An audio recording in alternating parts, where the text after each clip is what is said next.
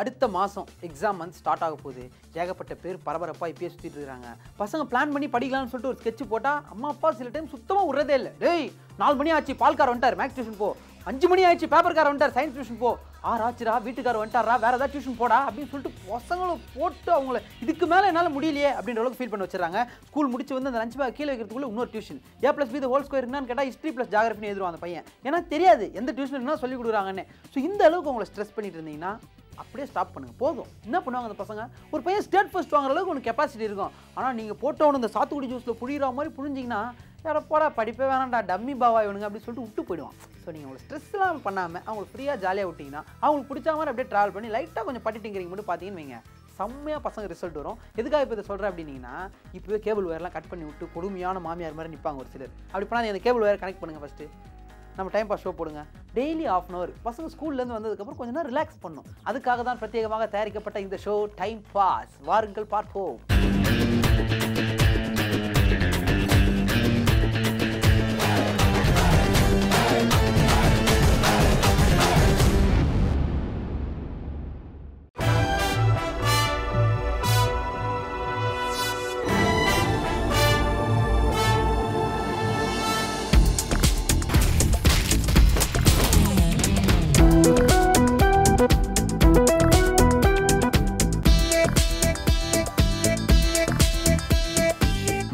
இது நம்ம ஊர், இங்கேயே நம்ம தோத்துட்டோம்னா எங்கடா ஜெயிப்போம்?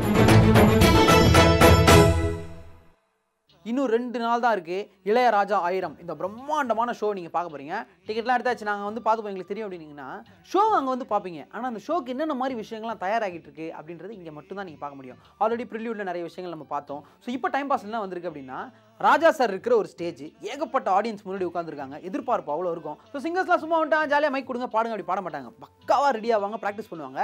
ஸோ இந்த மாதிரி யார் யார் பெரிய பெரிய சிங்கர்ஸ்லாம் ரிஹர்சல் பார்த்தாங்க, ப்ராக்டிஸ் பண்ணாங்க, என்னென்ன பாட்டெலாம் பாடினாங்க அப்படின்றது இப்போ நீங்கள் பார்க்க போகிறீங்க.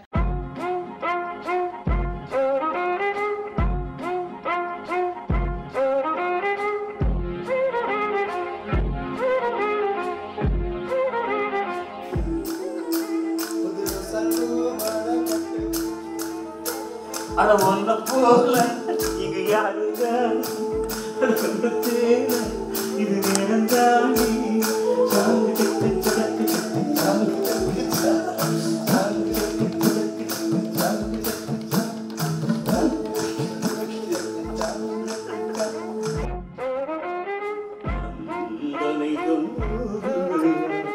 கண்ணமா கனவில்லையா கண்ணமா கனவில்லையா அங்கிருக்கா அவங்க கூப்பிடணும்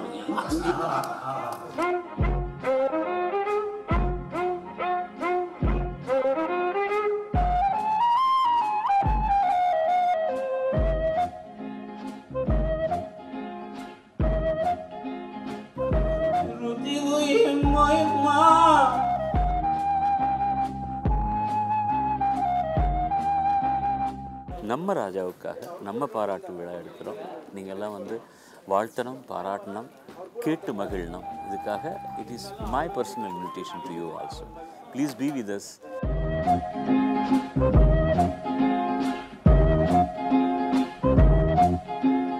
எல்லாருக்கும் வணக்கம். நான் விஜய் சேதுபதி. ராஜா சார் 1000 படங்கள் பா. நான் ராஜா சாரோட பெரிய ஃபேன், அது எங்கேயும் எப்பயும் சொல்லுவேன். எனக்கு அவரோட பாடல்கள் நிறையா பிடிக்கும். ராஜா சார் வந்து நம்ம தமிழ் சினிமாவுக்கு கிடைச்ச மிகப்பெரிய வரம். 1000 படங்களுக்கு மேலே இன்னைக்கு சாதிச்சிட்டு இருக்கிறார். ஒரு இசை மேதை, இசை ஞானி. அவர் இன்னும் 1000 படங்களுக்கு இசையமைக்கணும்.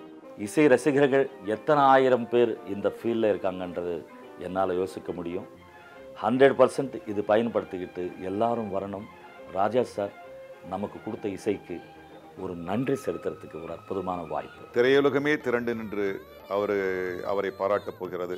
அதில் நாங்கள் பெருமை பெறுகிறோம். டைம் பாஸ் ரொம்ப ரொம்ப முக்கியம் பாஸ்.